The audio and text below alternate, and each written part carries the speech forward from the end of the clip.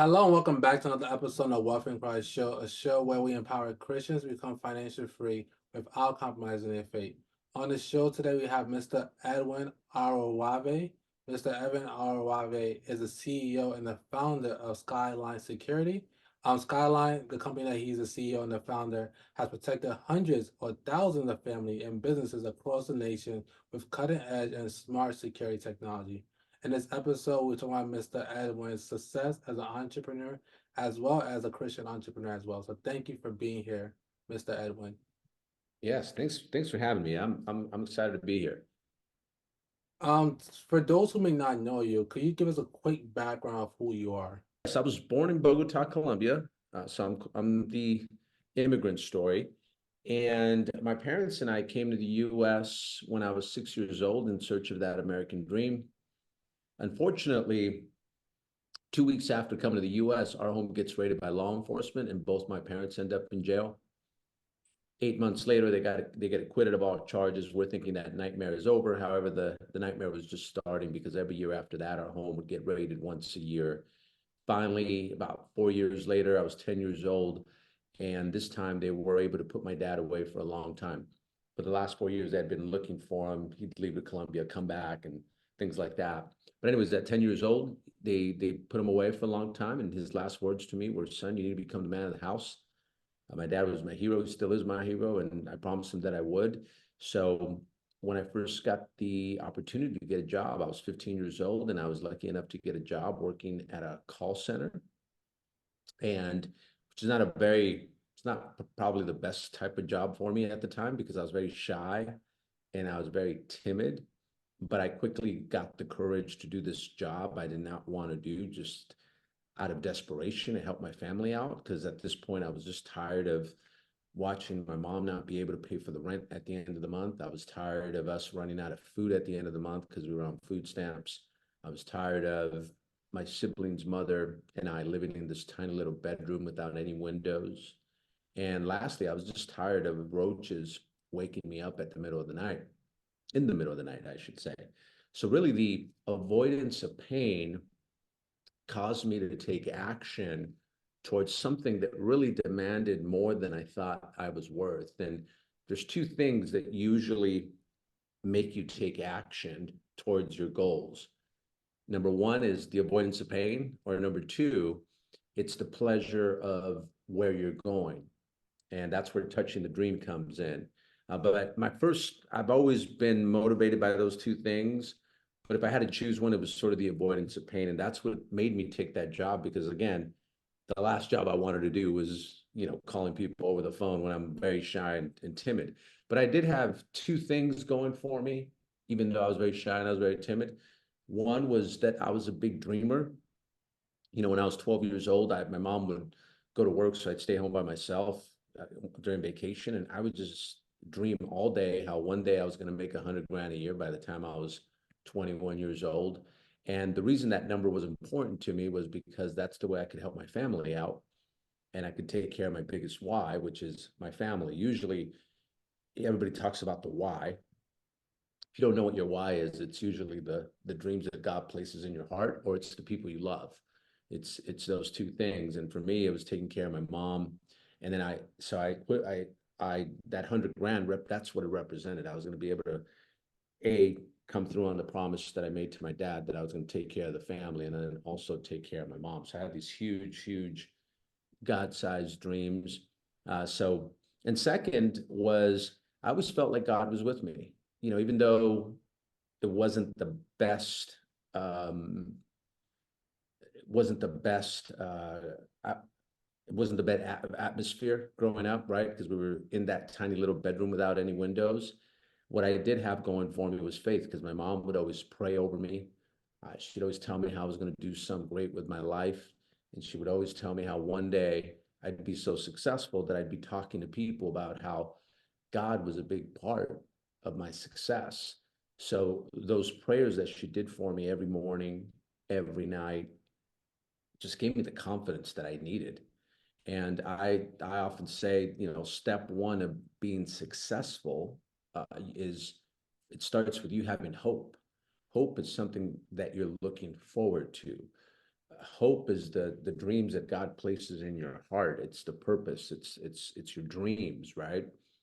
You got to have big God-sized dreams, and they got to be so big that it makes you tap into faith because you realize that you can't do it on your own. I think the dreams that God places in your heart, he puts them there not necessarily for you to accomplish them, but to draw you closer to him so that you can accomplish them together. And this is why I think achieving your dreams is one of the greatest validations that you'll ever have about your faith. I look at all the things that I've been able to accomplish, and I know I'm not that good. And I'm like, God's hand had to be in it, right? Your dream should be so audacious so that when you accomplish them, people will know they were so far beyond your own capacity that God's hand had to be in it. And it's why it's so crippling to give up on your dreams, because if you give up on those big dreams that God places in your heart, I believe there's a part of you that will never get as close to your faith as you would have with who I think is the best business partner ever, which is God. So again, I had hope, which was the dreams. Then they were so big that I had to tap into faith, which was number two. And that's what really allowed me when I became 15 years old to really attack trying to become a manager by the age of 18. So I had this big goal of wanting to make 100 grand by 21 years old, right? I gave myself a date. I'm going to make 100 grand by the age of 21. Well, then I just used common sense. I said, okay, at 15 years old, I guess I need to become the manager by 18, right? And if I could become the manager at 18, I'll start making about 60 grand. If I can, which will then give me the opportunity to finally get 100 grand by the time I'm 21 years old. And then once I had that, then I just focused on the two things that I could control at that point, which was my attitude. And part of that attitude was knowing that God was with me, right? Even though it seemed impossible at that time, I knew that I could focus on the activity and my attitude, right? So the activity was I was going to outwork everybody. The attitude was, yeah, even though all these things seem crazy, I'm going to let God take care of the part that I can't control. And I'll just focus on two things, my attitude and my activity, right? Because the fact is, at that point, there was people that had way more seniority than me. There was people that had way more skills than I had, way better communication skills. People were going to college. I couldn't even complete sentences. So what made me think that at 18 years old, I could become a manager, right? If you think of the how, you sometimes psych yourself out. The how is the killer of most dreams because people think of the how and they're like, oh, that can't happen. And then you'll confess it with your tongue, right? I've always been very careful about what I declare with my tongue. That's why one of my favorite proverbs is 18:21, which is life and death are in the power of the tongue. And one of the things that I've always said, Adami, is I don't know how I'm going to do it, but I'm going to figure it out. I'm going to focus on what I can control. And I know that God's going to put the right people in front of me to make the impossible possible. And every time that's what he's done. And sure enough, at 18 years old, I became the youngest manager in company history. Not because I was the most deserving or because I had the most seniority or anything like that, but it was because the six people that were in front of me that were way more deserving, way more talented, they all got fired for doing things they shouldn't have been doing, and I got my shot. And that was a big moment in my life because other than faith, and other than hope and faith, the biggest thing that you need is you need to believe in yourself. And the reason you need to believe in yourself is because you could only receive what your mind can accept. If your mind can't accept something, it's never going to get it. That's why in life you'll experience that which you are deeply convinced with. So the question then becomes, well, how do I start to believe in myself? Well, number one is association, right? You start associating yourself with, you are who you associate with. So you start associating yourself with people that are doing better than you. You're going to start doing better yourself, right? at that point, when I became the youngest manager in company history, I started to associate with the VP of sales. I became his right hand. And he was making about 250 grand a year. So I started to learn from him. The other reason that you start to believe on yourself is you put yourself in a circumstance that demands more than you think you're worth. And then when you succeed at it, what happens is now you tap a new level of belief, because everything is belief. Belief drives everything, right? So think of it as a video game, right? When I was 15 years old, sure, I dreamt that I was going to have the life that I live today. Like that was my dream. I'm living my dream. But did I believe it at 15 years old? No way. But every time I tapped into a new level of accomplishment, it now gave me a new belief level. So now at 15 years old, when I became the youngest manager in company history, I was 18 years old. And I'm like, wait, I'm making 60 grand a year now. Whoa, maybe I could make 100 grand by the age of 21, right? And then when I became the right hand of the VP of sales, he comes to my office 3 years later and he says, hey, I'm going to resign and I'm going to start this new home security company from the ground up. He's like, I can't give you the salary you make here, because I was making about 70 grand a year now. He says, if you make this work, you can possibly double, triple, quadruple what you make here. And once again, put yourself in a circumstance that demands more than you think you're worth. And then when you succeed at it, it's a new level of belief, right? So every time you put yourself in those situations, you're going to grow, right? But if your let's examine that. If something demands more than you think you're worth, that means it's going to scare you. That means you're not going to want to do it. And that means it's going to make you very comfortable, very uncomfortable. But if your dream is big enough, you're going to want to step into the uncertainty. But even better, if your dream is big enough and now you feel like faith is with you, like God's with you, now you will want to step into that uncertainty because you realize you're not alone, right? See, if you're going to have some God-sized dreams, you're always going to have some God-sized challenges. And it's in those moments that self-sufficiency is no longer an option, right?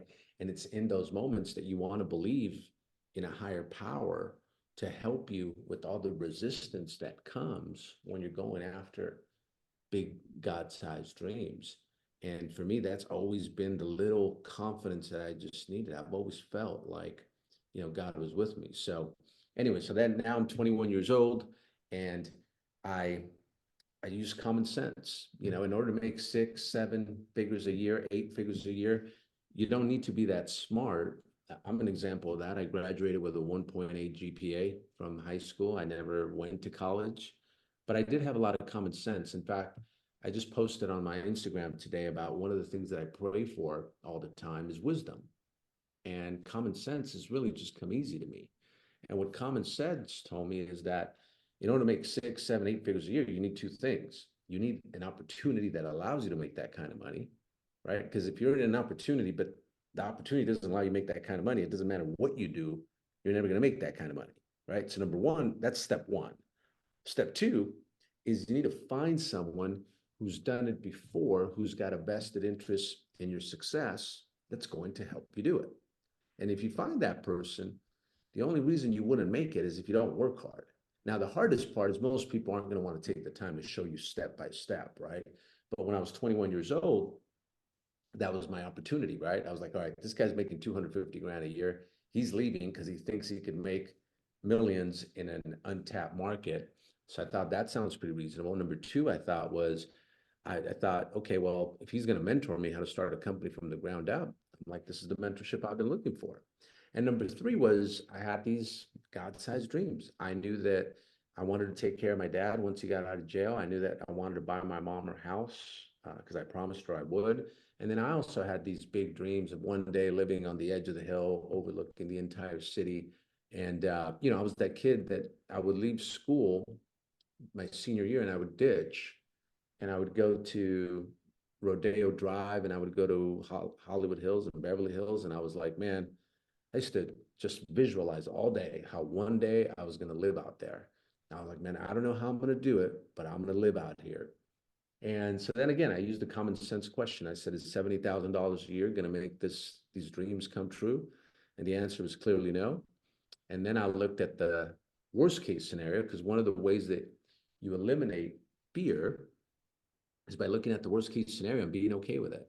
And for me, the worst case scenario was, even though I was making $70,000 a year, I was still living a mile away from Watts. And I thought to myself, okay, well, if I fail miserably, I end up in Watts living in the projects. And I thought to myself, as that's not as bad as that little tiny bedroom that I used to live in.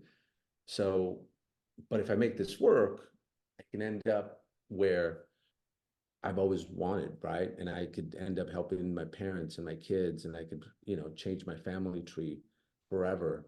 And I just didn't want to look back at my life and say, look, I got stuck being average because I never gave myself a shot. And sure enough, I ended up taking the shot. And, the company now has been around for 25 years. It's made about 600 million.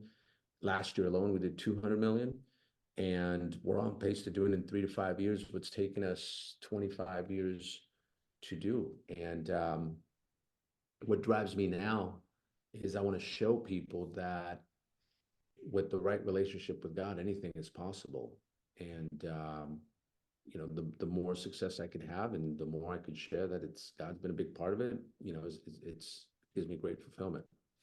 Now that's amazing. Thank you for sharing that. One thing that struck my mind, as you was telling your story, you used the word desperation. And in that situation, people are in desperate things. You can either do the right thing or you can do the wrong thing. Uh, Mm-hmm. so I want to ask, what led you at that age to want to say, you're gonna go and get a job, you're gonna want to do the right thing? Because during that time, oftentimes you find people when they're in desperate situation, they always look for I guess, the bad thing, which always the easiest thing. Looks easy, but always leads to a lot of hard consequence later down the line. Yeah. Yeah, I think if you live for yourself, you can settle for less. But if you live for others, it'll require all of who you are. And for me, at a young age, I was doing it for my family. And I wanted to make sure I did it the right way. I didn't want to do it the wrong way and end up in jail like my dad did. So I knew there was the right way to do it. And I knew that, again, that with God on my side, I could make that happen. I think a lot of people have faith on Sundays. They don't have faith on Mondays when it comes to the finances. And for me, I think that's always been a big gift that I've had, is I've always had just unwavering faith on that God would bring me the right people to make the impossible possible, as long as I could focus on what I can control, right? And at a young age, I knew I could influence. I knew I had that gift. I knew that I could take something complicated and simplify it. And that gift came out of just, I'm not the greatest at learning things, so I have to sort of dumb proof it for me. But the cool part, when I dumb proof it for me, then I could replicate it so it can go to the masses. So I've kind of used that learning disability to my advantage. And now it takes me longer to learn things than most people, but when I learn it, I'm really good with it, and I could train people. So I knew I could replicate. So I knew I could influence, I knew I could replicate. And I knew that I could sell, right, which is a little bit of influence, right, and leading, which is influence.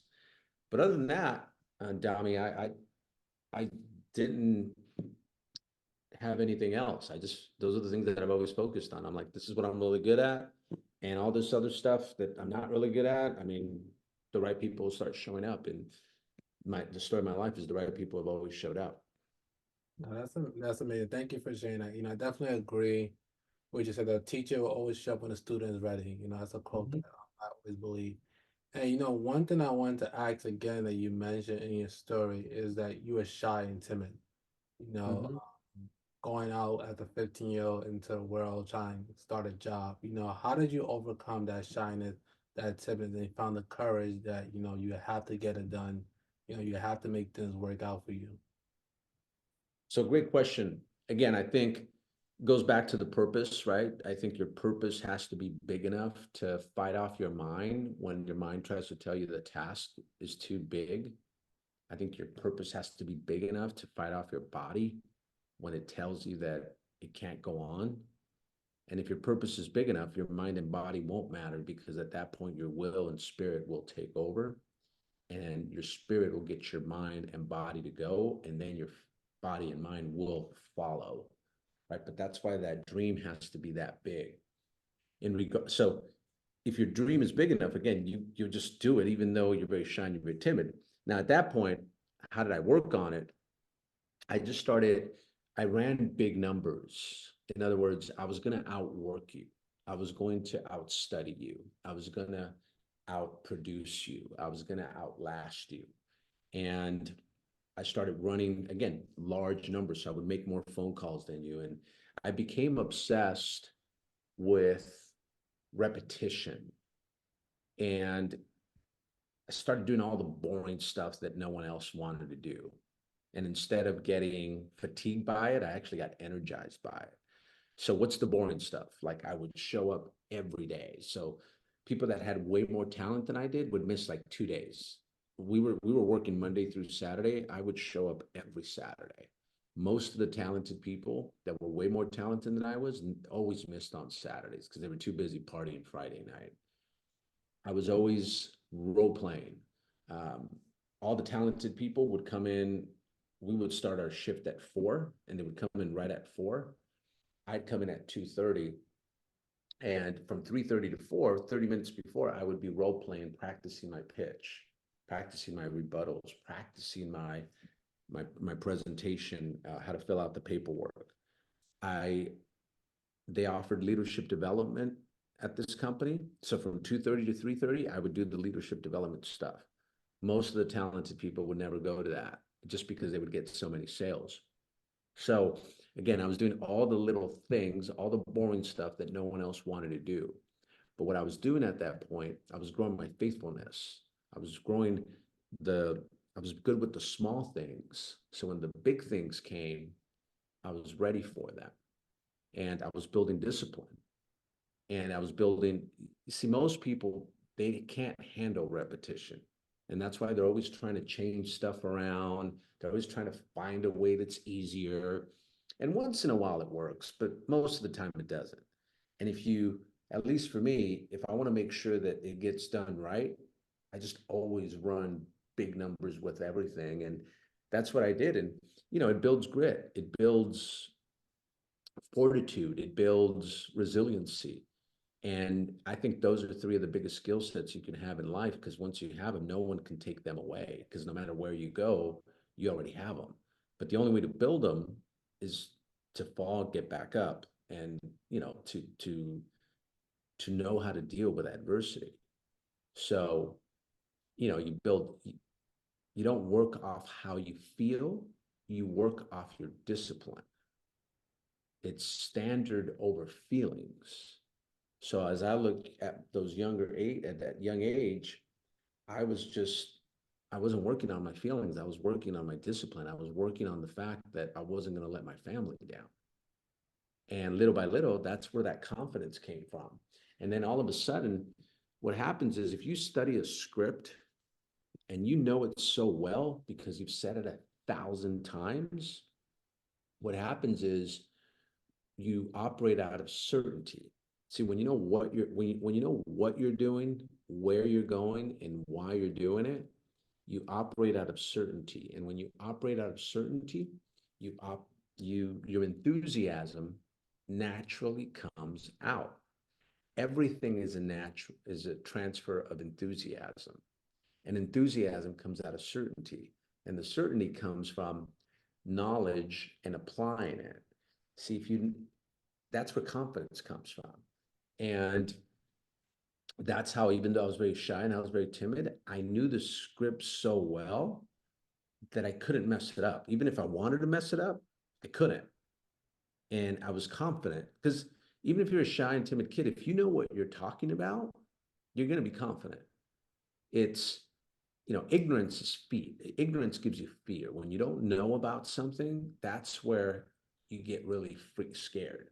So for me, that's how I was able to just all my life, how I deal with shy and timidness, because there's a part of me that's still that person. I just prepare. Preparation gives me confidence. That's you're 100% right. Preparation does give you confidence. And you know what to ask, going just staying focused on your childhood, your teen, I would say,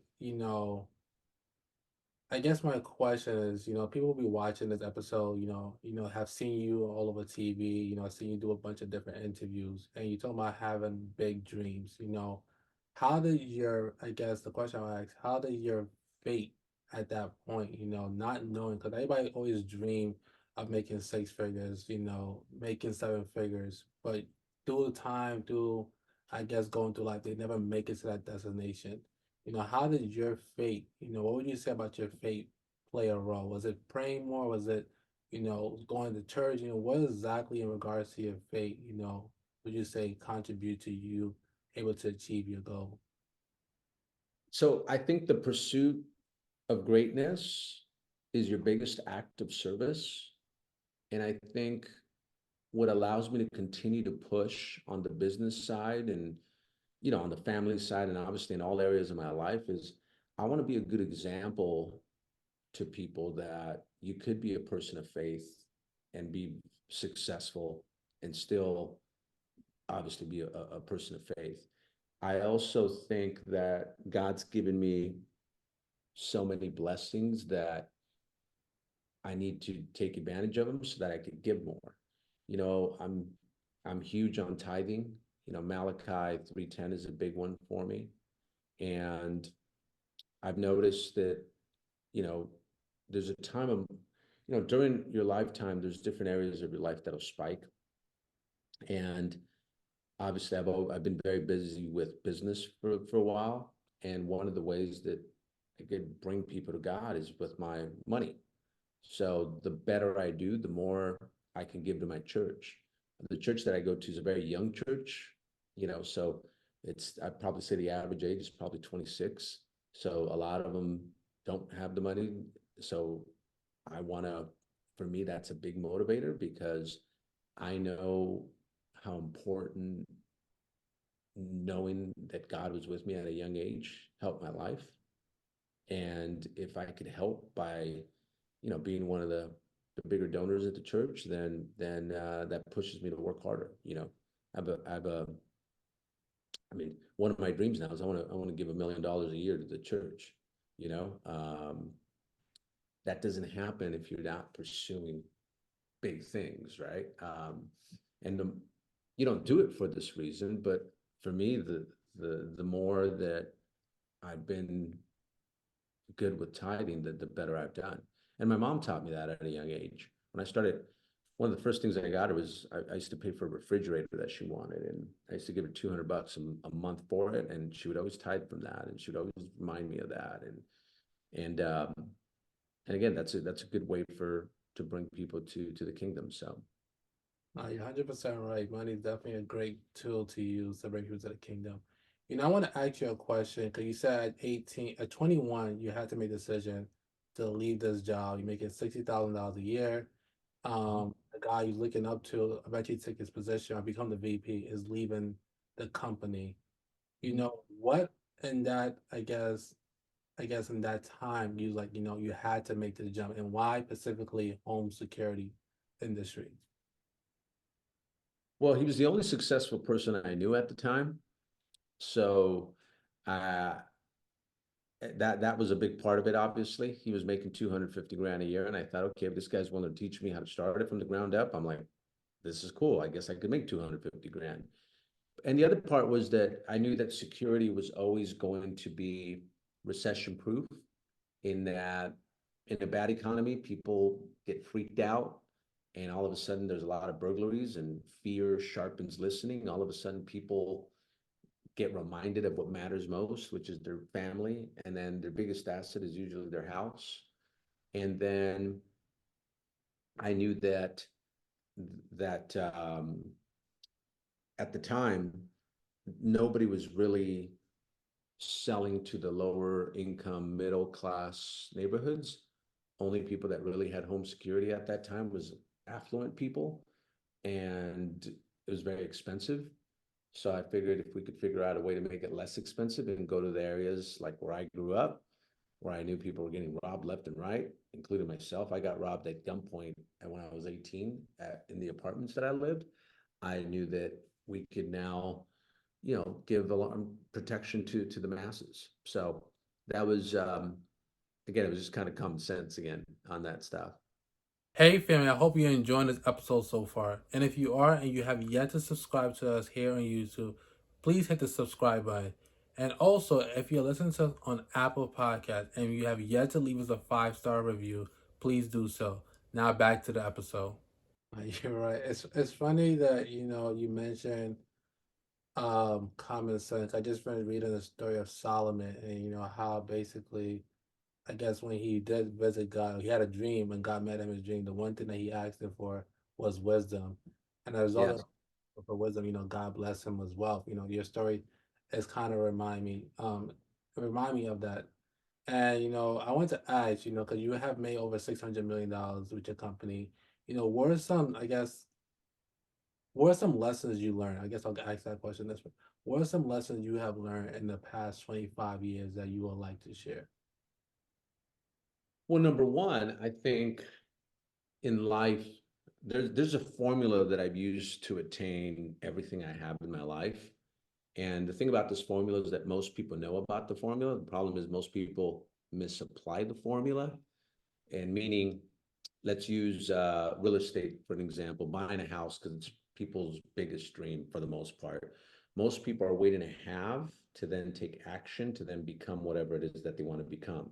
So, for example, I want to have, once I have 100 grand, then I'll finally take action and go to an open house, and then I'll finally become a homeowner.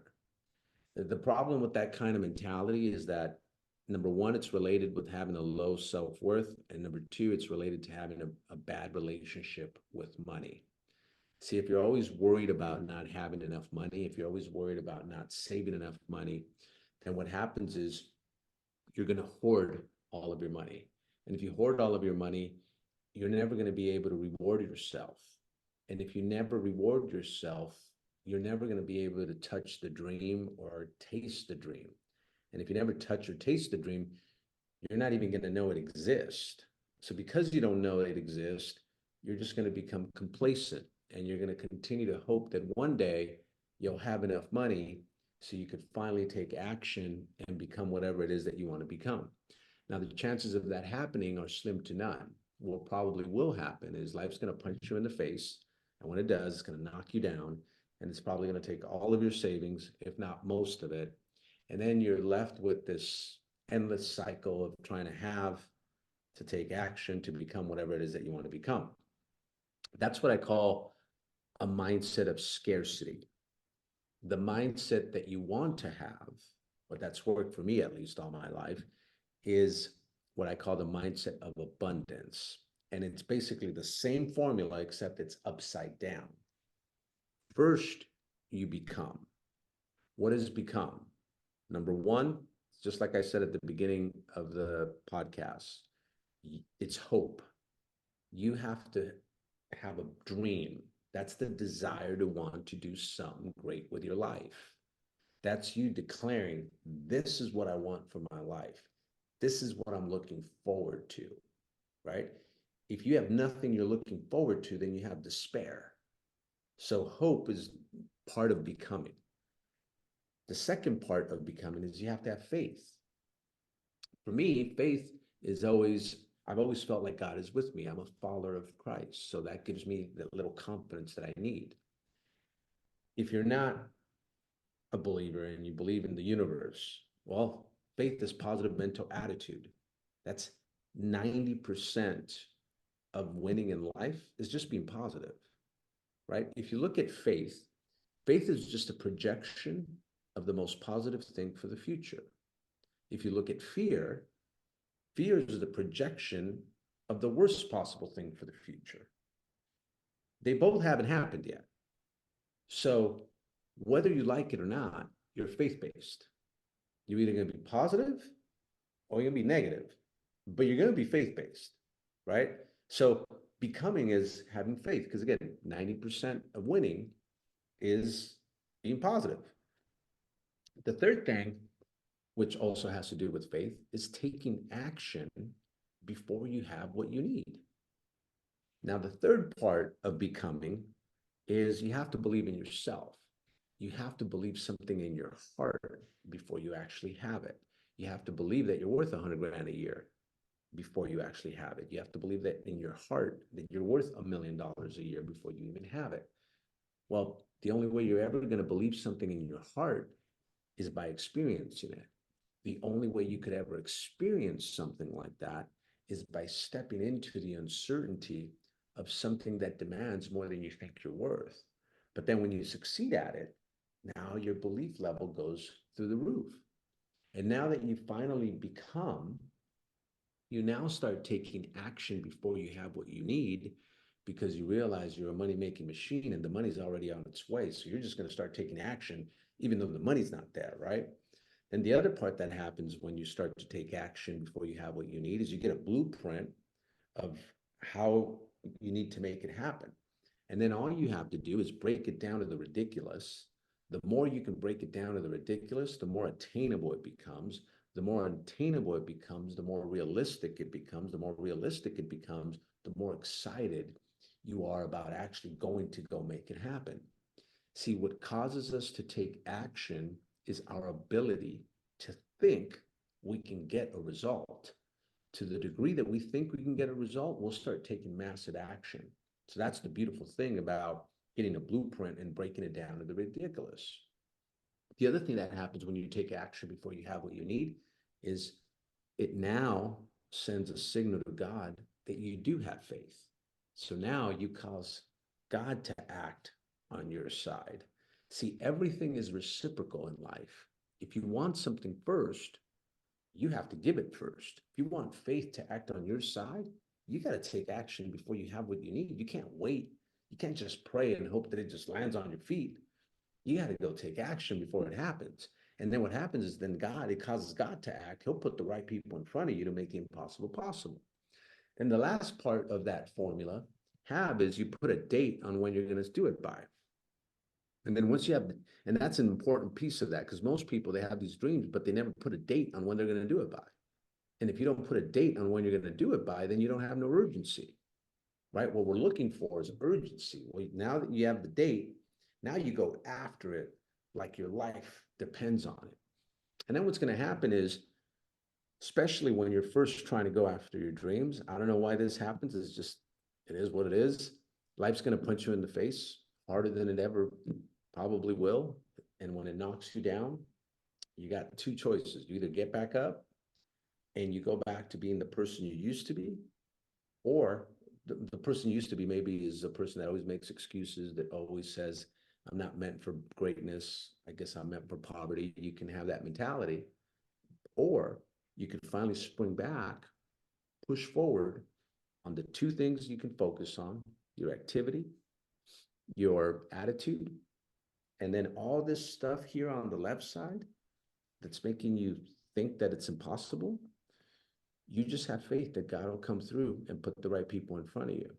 And if you do that, I can sit here for hours and tell you different experiences that I've had where last minute the right people show up, and they showed up because I didn't give up. See, I've lost many battles, but I've yet to lose a war. And that's because I'm just relentless until I figure it out. And that's how that formula works. Now, there's 5 things that you need for this formula. Number 1 is you need to have unwavering faith. You got to hold on. Most people give up right before the blessing comes. They get punched that one last time and they give up. But they have to, that's when you're going to be tested. Number 2 is you got to have massive work ethic. Like, you got to work. That's all over Proverbs, right? It talks about lazy people and how they're always going to end up with poverty, right? I mean, it's all over the Bible. Number 3 is you need discipline. The higher the discipline, the happier you're going to be in life. Now, the thing about discipline is that it's very hard at first. It's uncomfortable, and you're probably not going to want to do it. However, if you can sustain discipline for a long time, then it becomes a lifestyle. And when it becomes a lifestyle, it's no longer hard. Now let's look at the opposite of discipline, which is pleasure. Pleasure is easy, very, very comfortable, and you're going to want to indulge in it all day long. The problem with pleasure is if you sustain pleasure for a long time, then your discipline goes down. And if your discipline goes down, you're not going to be very, very happy. So the higher the discipline, the happier you'll be. The lesser the discipline, the less happy you'll be. So that's number 3, right? So you got unwavering faith, massive work ethic, discipline. 4th one is perseverance. Perseverance, you're not born with it. You got to build it, and you build it by falling and getting back up. You know, Proverbs 24:16, one of my favorite. Though the righteous will fall 7 times, they will rise again, right? That 7 means infinity. That means that even though we're people of God, doesn't mean that we don't have to go through pain. All of us have to go through pain. Life and pain are inseparable. We just have to get up one more time. Get up, fall 7, get up 8. And then the last one is integrity. Now, the integrity I'm talking about is not keeping the promises you make to other people. That should be a given. You should always do that. The integrity I'm talking about is keeping the promises that you make to yourself, because that's really what gives you confidence. See, your brain is made out of different parts. You got your conscious mind and you got your subconscious mind, unconscious mind. What people don't understand is the conscious mind, the subconscious mind is a lot more powerful than the conscious mind. So what happens is, you know, every year people would declare, which is what you're supposed to do, right? I'm going to be the top sales guy at my company. I'm going to lose 50 pounds this year. I'm going to go to the gym every, Monday through Friday, whatever it is, right? The problem is, even though they declare it, and that's where it all starts, your subconscious mind doesn't believe you. And the reason it doesn't believe you, it's because it's got a history of you letting yourself down over and over and over, right? And your subconscious mind will always prove itself correct. So because it doesn't believe you, it will start making up lies in your head and excuses in your head that will cause you to self-sabotage yourself to come back to what you really think you're worth. That's why self-worth is so important. You're never going to out-earn your self-worth. You could have all the talent in the world to go make $1 million, but if your self-worth is I'm worth $30 an hour, that's exactly what you're going to get, right? But the self-worth comes from you keeping the promises that you make to yourself, right? So if you're a person that maybe hasn't kept the promises they made to themselves, then now that you're aware of it, no matter how big, no matter how small, you start keeping those promises that you make to yourself. And then what happens is your subconscious mind starts to rise up every time you win and you come through on a promise, and it starts to rise up and rise up and rise up. And once you can get your subconscious mind to align with what you're saying consciously, you literally can speak things into existence. That's why you run into people that you're like, man, everything that person says always comes true. Well, it's because they're about integrity. And if you think about it, if we're created in God's image and God is about truth, then if we're about truth, why can't we speak things into existence? But it comes down to you keeping the promises you make to yourself. And that's for all areas of your life. Because some people might keep the promises they make to themselves in business, but when it comes to family, they don't. So they're living a Dr. and Jekyll kind of life, right? Dr. Jekyll and Mr. Hyde, right? In their family or personal life, they're a whole different person, very irresponsible on that side. With business, they're very responsible, right? Or maybe with business and family, they're very responsible. But what about fitness? Fitness, they're overweight. They're not healthy that way. It's because in that area, they're not keeping the promises that they make.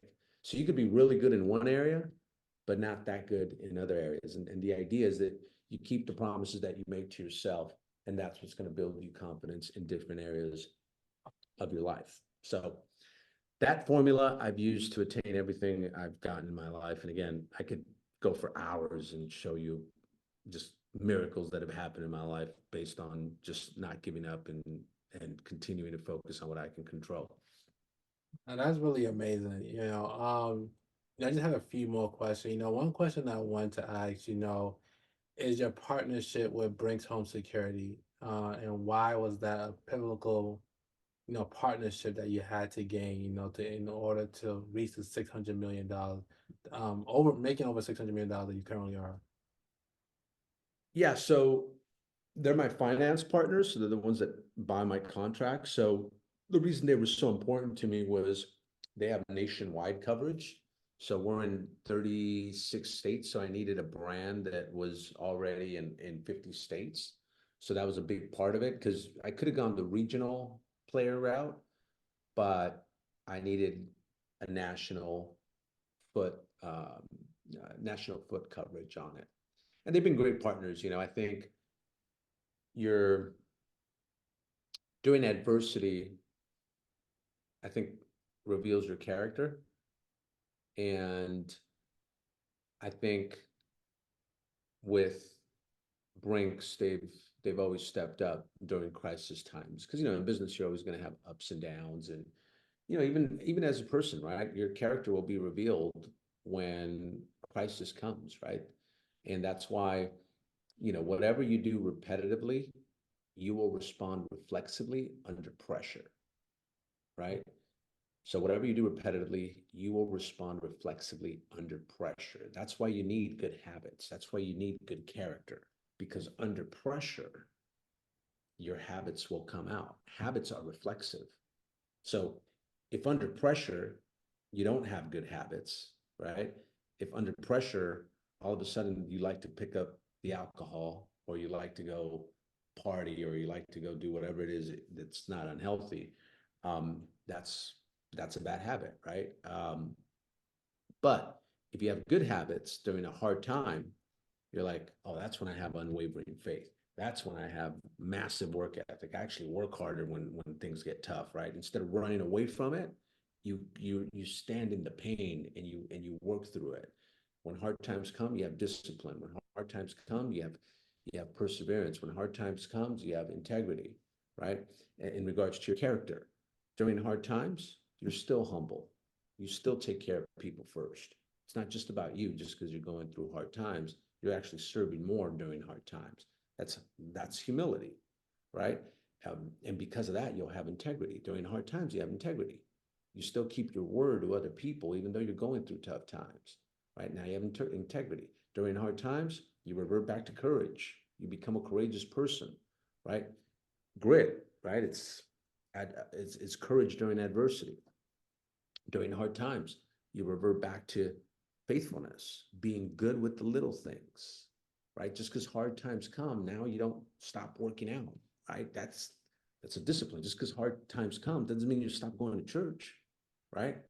Just because you messed up in life and you committed a sin or something, you don't stop going to church. That's when you want to go to church. That's when you need the most, right?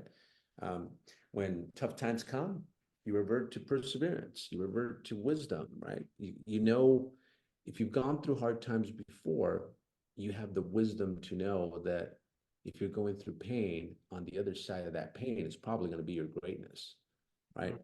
During hard times, you're grateful. You start thinking about all the things that you should be grateful for.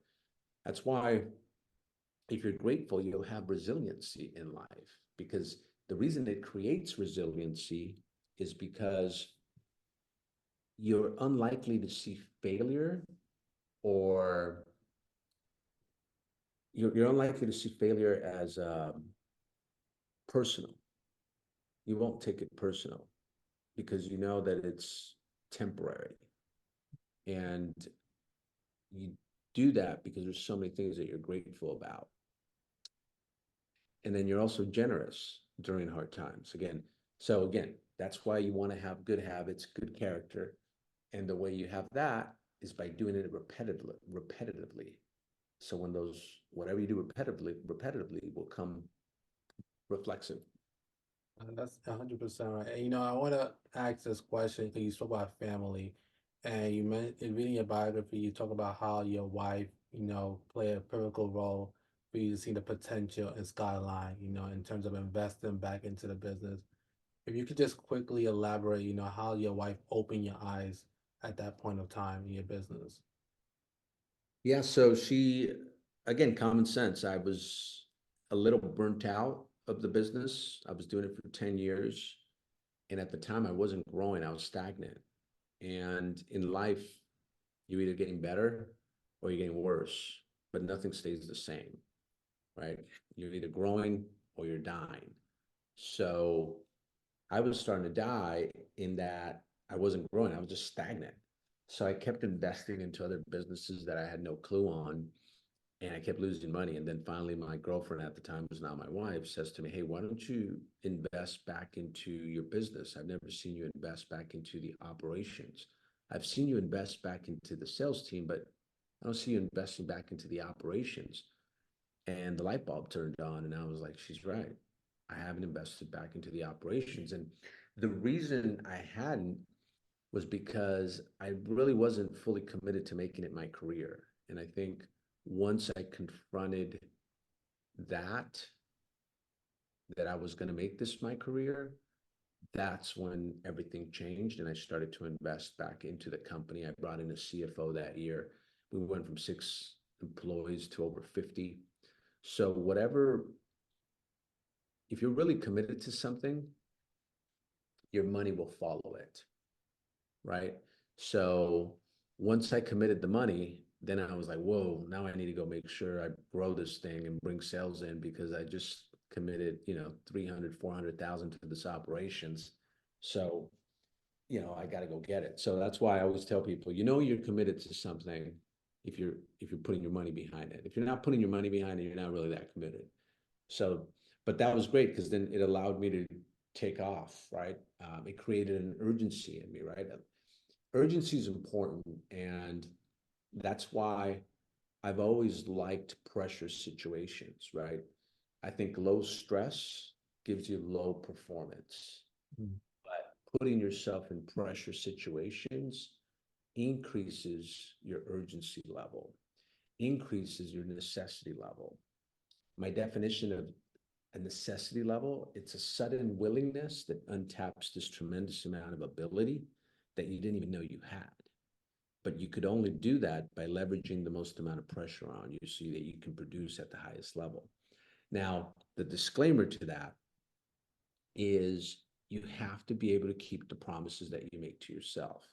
If you're a person that's never kept the promises that they made to themselves, then get some wins first, as far as like keeping promises you make to yourself before you put yourself in a pressure situation. Because if you put yourself in a pressure situation and you're used to never keeping the promises you make to yourself, you're going to collapse, right? But if you're a person that has always kept the promises you make to yourself, putting yourself in that pressure situation is only going to make you so much better.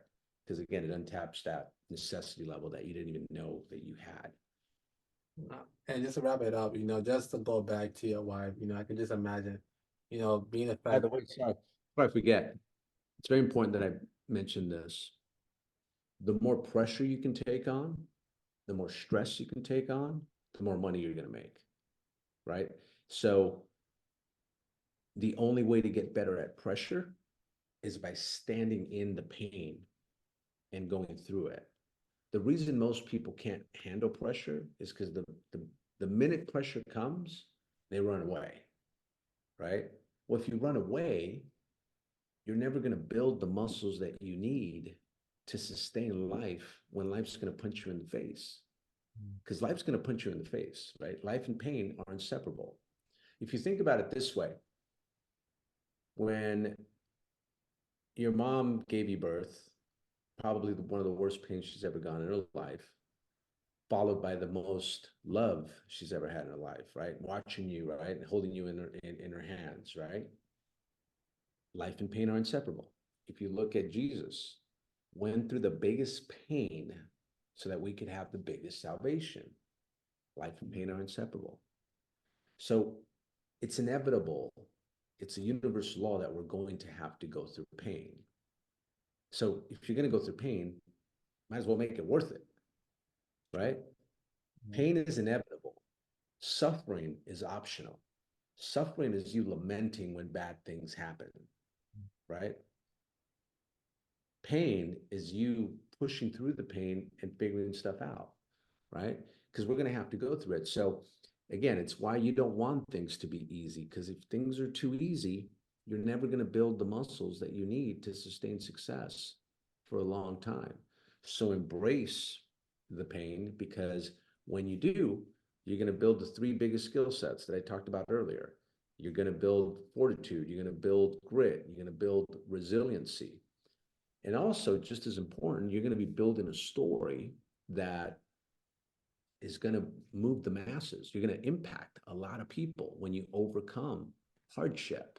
I mean, think about it. Look at all the heroes. Like, if you think about the 5 people you admire today, they all had to go through pressure. I guarantee you there's no one that you admire that never had to go through pressure, that never had to go through pain. All the heroes in life had to go through a lot of pain, and that's why you admire them, right? And like for me, I want to be my kids' hero. You know, I want to make my parents proud. You know, yeah, they love me, but are they proud of me? Like, yeah, I want to make them proud of me. You know, same thing with my kids. They love me, I love them, but am I their hero? Like, I want to be their hero. You know, same thing with my siblings. You know, I've been taking care of them since they were, 3 and 4, and I want to be their hero, right? And those kind of things drive me. You know, there's comes a point where the money doesn't drive you anymore. It's contribution and it's full and it's growth, right? So I want to contribute. I want to make a difference. That's really what gives you fulfillment. But the other thing that gives you fulfillment and great happiness is progressing, right? Getting better. Again, you're either getting worse or you're getting better. And success is not a destination. I think success is you pursuing the best version of yourself. And the reason it's never a destination is because every time you reach a new level of yourself, you just unlocked a new level of belief, which means you can go even higher because you get better each time, right? It's just like a video game. Every new level now just gets you better. So that's the idea, is that you want to continue to grow till your last days on earth in all areas of your life. So yeah, so pressure is good. Oh, wow, that's amazing. Yeah, pressure is definitely good. And the question I wanted to ask, goes back to your wife. Being the fact that she made such a significant, I guess, contribution to you before you guys are even married, I'm sure it played a role to why you even, you took the step to want to marry her. And I want to ask, what would your advice be to single men entrepreneurs who are interested in being married? What should they look for in a partner? Because, marriage nowadays, person you marry can either lift you up or they can bring you down. Yeah. And especially as men, women is usually the downfall of many great men. So what would you say single men specifically should look for? If one thing specifically they should look for in a woman to make sure that this is a woman they can grow with and build an empire with. Well, number one, that she has respect for God, right? It's fear of God, right? I always tell people fear of God means you respect God. It doesn't mean you're scared of him. You just respect him, right? I think someone that is a person of faith obviously is a big help with that. I think emotional intelligence is a big thing, right? I talk about positive, like what I said earlier, positive mental attitude versus there's some people that are just always negative, like they're always about fear, projection of the worst thing so, I think, with Teddy, I knew she was going to be very supportive. And the good news about getting married, if you end up marrying a very supportive person, it gives you great balance because now you could really focus on your family and you could focus on building, a good life for yourself. I think with me, the reason I grew as much as I did after I got married was because Teddy brought me a lot of balance. Before Teddy, I was single, I was partying a lot. I was hanging out with a lot of women. And because of that, I didn't probably focus on the business as much as I should have. I was distracted, and again, she brought me great balance. And, but she was also very supportive. Like during the early years, I mean, she knew that I had to work Monday through Friday, long 12, 13 hours. And she knew that I probably wasn't going to come to dinner. But I told her that on weekends I'd make up for it and we'd have some great experiences with the kids. And I told her that hey, I might not spend that hour for dinner with the family on Monday through Friday, but Saturday, Sunday, we'll spend 16 hours doing things that they're going to remember forever because I'm going to be present and we're gonna have some great memories and we're gonna create great memories. So that's still what I do today. Like Saturday, 12 o'clock comes, uh, it's all family time. So she gives me that little window from Saturday morning to just finish what I need to finish. Go visit mom. I visit mom I try to mostly every Saturday have breakfast with her. I hang out with my siblings every Saturday morning. And then at 12 o'clock, it's hang out with the family the entire time and just, create some good memories. And that's amazing. Shout out to Teddy, your wife. Thank you very much, Mr. Edwin, for your time, for coming on the show and, sharing your experience and showing how God has blessed you. If you could have any word, any last word, any word of wisdom for someone who may have listened to your whole story, heard everything you said about not giving up, but for one reason or another, they feel like there's more or there's some secret source, what would you say to that person?